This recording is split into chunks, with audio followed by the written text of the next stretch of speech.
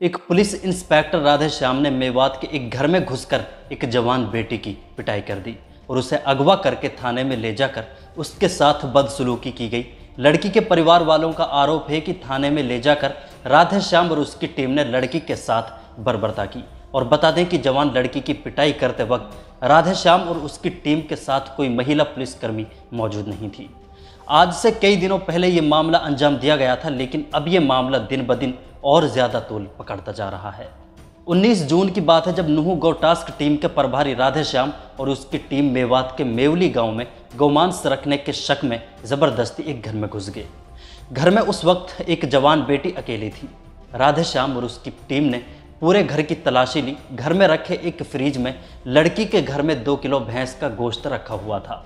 जैसे ही फ्रिज में रखा ये गोश्त राधे श्याम और उसकी टीम ने देखा तो घर में मौजूद इस लड़की को बुरी तरह पीटना शुरू कर दिया। लड़की ने बताया कि उन्हें जाति और समाज को लेकर खुद राधे श्याम ने और उसकी टीम ने बुरी बुरी गालियां दी। घर में घुसकर बेटी की पिटाई से पेट नहीं भरा तो राधे श्याम और उसकी टीम लड़की को बंधक बनाकर थाना ले गए। थाने में ले जाकर फिर दोबारा बुरी तरह जवान लड़की को किसी लेडीज पुलिस की गैर हाजिरी में पीटना शुरू किया।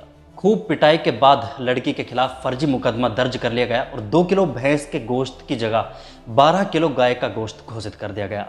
लेकिन पीड़ित परिवार का दावा है कि घर में किसी भी तरह का कोई प्रतिबंधित गोश्त नहीं था, लेकिन इसके बावजूद भी राधे श्याम की दबंगई और गुंडई और राधे श्याम के दिमाग में भरी मजहबी नफरत ने मेवात की एक जवान बच्ची की इज्जत और आबरू की परवाह किए बिना अपनी नफरत और अपनी गुंडई का निशाना बनाया। जो किसी भी समाज की बहन या बेटी की इज्जत और आबरू की परवाह किए बिना उस पर हाथ उठाए और उससे गालियां दे, वो देश और समाज का रक्षक नहीं बल्कि राक्षस होता है। राधे श्याम हो या कोई और, अगर कानून की वर्दी पहनकर अपनी दबंगई छापने की कोशिश करेगा और ख़ासकर मेवात की बहन बेटियों को अपनी नफरत का निशाना बनाएगा तो किसी भी हाल में बर्दाश्त नहीं किया जाएगा। राधे श्याम मेवात में काफ़ी दिन बिता चुके हैं, लेकिन शायद अभी वो ये समझने से महरूम है कि यहाँ बहन बेटियों को क्या दर्जा दिया जाता है। इंस्पेक्टर राधे श्याम की दबंगई अगर मर्दों तक ही सीमित रहे तो ठीक है, अगर उसने मेवात की बहन बेटियों की आबरू पर हमला किया और बहन बेटियों पर हाथ उठाया तो फिर उसका अंजाम भी बहुत बुरा होगा। इस बेटी की इस कदर पिटाई की गई कि सलम्बा जेल के कर्मचारियों को इस बेटी को नल्हड़ हॉस्पिटल में एडमिट कराना पड़ा। इस मामले में पीड़ित परिवार ने विधायक आफ्ताब से मुलाकात की और विधायक के साथ मिलकर इंसाफ की गुहार लगाई। आफ्ताब अहमद ने पुलिस कप्तान नुहू और आईजी रेवाड़ी और हरियाणा डीजीपी से बातचीत की।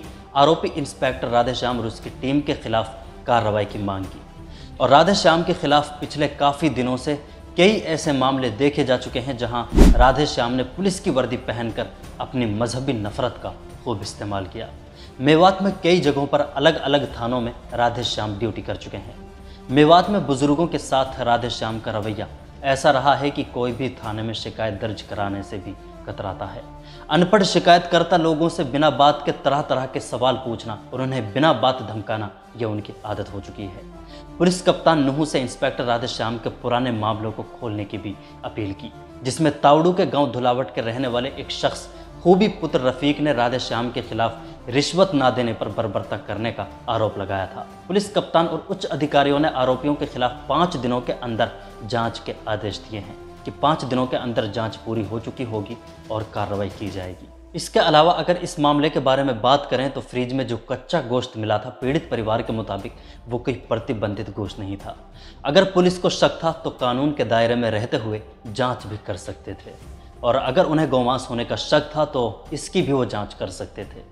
इसके बाद वो कार्रवाई कर सकते थे, लेकिन ये हिम्मत इनके पास कहाँ से आई कि किसी भी मर्द की गैर मौजूदगी में उन्होंने घर की एक औरत पर हाथ उठाया और उसके साथ बदसलूकी की और उन्हें अगवा करके थाना ले गए। क्या ऐसे अधिकारियों को कानून पुलिस की वर्दी पहनने की इजाज़त देता है?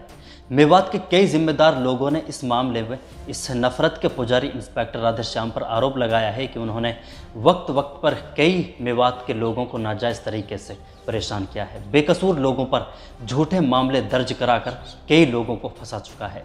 लोगों का कहना है कि उन्हें हिंदू संगठनों का सहारा मिला हुआ है और हरियाणा की बीजेपी सरकार उन्हें हद से ज़्यादा सपोर्ट करती है और हरियाणा की बीजेपी सरकार ने उन्हें हद से ज़्यादा छूट दे रखी है। और लोगों का कहना है कि इस मामले से दोबारा राधेश्याम ने मेवात के माहौल को बिगाड़ने की कोशिश की है और इस तरह के मामलों को अंजाम देने का मकसद राधेश्याम का हिंसा को दावत देना है। और लोगों का कहना है कि यहाँ बाहर से आकर लोग माहौल को बिगाड़ने की कोशिश कर रहे हैं, क्योंकि कई दिनों पहले अभी हाल ही में कुछ हिंदू समाज के लोगों ने ही कुछ गायों को एक टैंकर में भरा हुआ था। इसके बाद गौरक्षकों और हिंदू समाज के गौ तस्करों के बीच गोलीबारी हो गई, जिसमें एक गौरक्षक बुरी तरह जख्मी भी हो गया।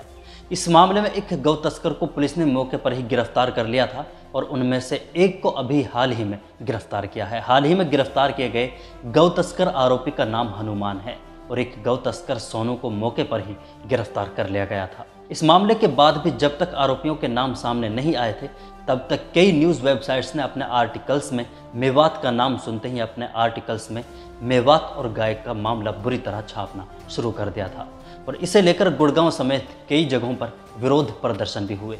लेकिन जैसे ही आरोपियों के नाम सामने आए तो मामला खामोश हो गया। बहरहाल बेटियों के साथ ना तो किसी की दबंगई बर्दाश्त की जाएगी और ना किसी की गुंडागर्दी कबूल की जाएगी। अगर सरकार और संगठन अपने पाले हुए इन नफरती अधिकारियों पर रोक लगाए तो बहुत अच्छा है, वरना हमें अपनी बहन बेटियों की आबरू की हिफाजत करना भी बहुत अच्छी तरह आता है। बाकी पुलिस की इस गुंडागर्दी पर आप क्या सोचते हैं, कमेंट बॉक्स में ज़रूर बताएं।